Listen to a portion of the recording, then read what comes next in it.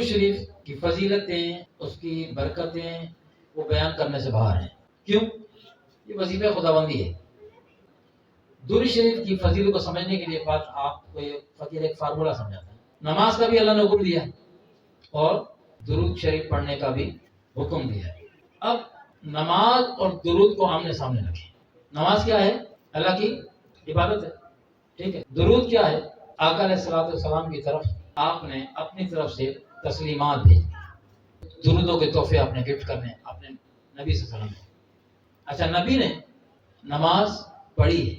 اللہ نے حکم دیا ہے، اللہ نماز نہیں پڑھتا. ذرا غور سے سنیے گا پھر سمجھ میں آئے گی بات. اللہ نے نماز کا حکم دیا ہے، نماز پڑھتا نہیں ہے. درود کا ہمیں حکم دیا ہے، پڑھتا ہے نہیں پڑھتا؟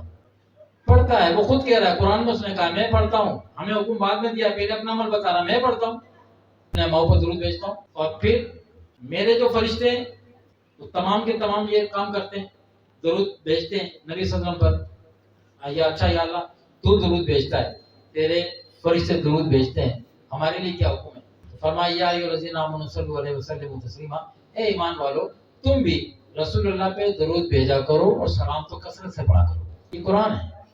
درود بھیجتا ہے، نماز پڑھتا نہیں ہے. حکم دیتا ہے نماز کا، خود پڑھتا نہیں، کیونکہ نماز عبادت ہے. اللہ تعالیٰ معبود ہے. عبادت نماز بندے کے لیے، سجدہ ہے نا، اس میں رکوع ہے، سجدہ یہ بندے کے لیے، وہ عبادت سے پاک ہے کیونکہ رب ہے. اب ایک کام اللہ کرتا ہے اور ایک کام نبی کرتا ہے، تو فضیلت کس کے کام کی ہوگی؟ یقیناً جو کام اللہ نے کیا، اللہ کام ہر حوالے سے ان سے بڑھ کے ہوگا فضیلت. درود السلام اس نے خود پڑھا، نماز اس کی عبادت ہے پڑھنا. درود السلام اس نے پڑھا، یہ اس کا اپنا عمل ہے، اور نماز پڑھتا نہیں ہے. اب کیا کہیں گے فضیلت میں؟ درود آگے بڑھ گیا یا نماز؟ تھوڑا سا ذہن کو لگنے والی بات ہے، لیکن سمجھانا مقصود ہے. صرف بات کو سمجھانا مقصود ہے کہ ذرا ان باتوں کو، ان کی حکمتوں کو سمجھو. درود کو صرف دال رے واو دال نہ سمجھو، وہ اسی میں سب کچھ ہے، سب کچھ ہے. فضیلت درود کی ہوگی کہ نماز کی ہوگی؟ درود نبی کا عمل ہے، اللہ پڑھتا ہے. اور نبی کیا کرتا ہے؟ نبی نماز پڑھتا ہے. نبی نے نماز پڑھی، اللہ نے درود پڑھا. اب نماز فضیلت والی ہوئی کہ درود فضیلت والا ہوا؟ کہ نسبت سے جو عمل ہے فضیلت اسی کی ہوگی، والا عمل وہی ہوگا. ٹھیک ہے نا؟ لیکن یہ اشارہ ہے کہ درود کو ہلکا سمجھنے والوں، جب اس نے اس عمل کی نسبت اپنی طرف کر لی ہے، میں پڑھتا ہوں، کیوں بتا رہا ہے؟ نہ بتاتا، میں نہیں بتاتا نا.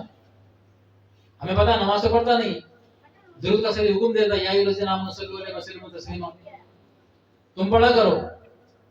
یہ حکم دینے سے پہلے وہ اس اپنے بتا رہا ہے کہ میں پڑھتا ہوں، یہ کام میں کرتا ہوں. وہ روزے رکھنے سے پاک، وہ حج کرنے سے پاک، وہ نمازیں پڑھنے سے پاک. اور درود پاک اللہ پاک پڑھتا ہے، خود بتا رہا میں پڑھتا ہوں. قرآن شاہد ہے اس کے اوپر. جو وظیفہ خدا کا ہوگا وہ کیسا جاندار ہوگا. نماز آپ کی رد ہو سکتی ہے. ہماری جو نمازوں کا حال ہے، اس کی مہربانی ہے کہ ٹوٹی پھوٹی قبول فرما لیتا ہے. نمازیں رد ہو سکتی ہیں، نمازوں کا رد ہونا ممکن ہے. نہیں قبول کرتا ہے، تمہارے سجدے اس قابل نہیں ہے، تمہارا رکوع اس قابل نہیں ہے، تمہارا قیام اس قابل نہیں ہے. تو کھڑے نماز میں ہوتے تھے، گھوم اپنے گھر میں رہے ہوتے تھے، گھوم بازار میں رہے ہوتے تھے، یہ نماز پڑھ کے لائے ہو؟ نہیں قبول کرتا میں نماز. درود پاک ایسا عمل ہے جو اس کا اپنا عمل ہے. درود پاک قبول ہی قبول ہے. اسی لیے ہمارے بڑوں نے فرمایا، روایت ہے اس کے اوپر، کہ جب اللہ سے دعا مانگا کرو نا، تو دعا کے اول اور آخر میں درود پڑھ لیا، کیونکہ درود تو قبول ہی قبول ہے.